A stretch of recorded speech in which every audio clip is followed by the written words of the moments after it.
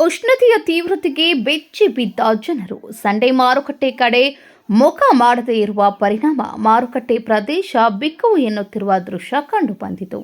ಸಾಮಾನ್ಯವಾಗಿ ಭಾನುವಾರದಂದು ಜನಸಂದಣಿ ತುಂಬಿಕೊಂಡಿರುವ ಮಾರುಕಟ್ಟೆ ಈ ಬಾರಿ ಬಿಸಿಲಿನ ಕಿಡಿಗೆ ಹೆದರಿ ಜನರು ಮನೆಯಿಂದ ಹೊರಬರದೇ ಇದ್ದ ಕಾರಣ ವ್ಯಾಪಾರಿಗಳು ನಿರಾಶರಾಗಿದ್ದಾರೆ.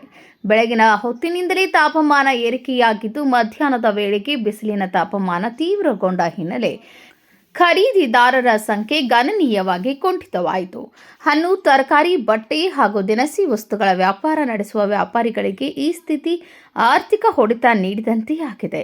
ಜನರು ತುರ್ತು ಅಗತ್ಯಗಳ ಹೊರತು ಬೇರೆ ಖರೀದಿಗೆ ಮುಂದಾಗದಿರುವುದು ಗಮನಾರ್ಹವಾಗಿದೆ.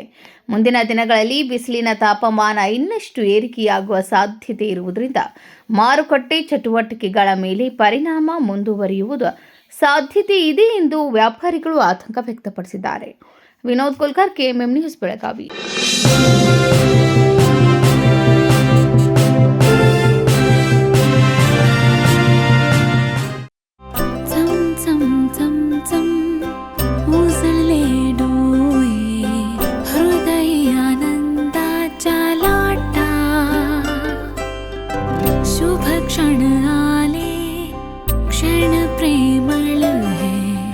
रेशमात गुंफुन सोनेरी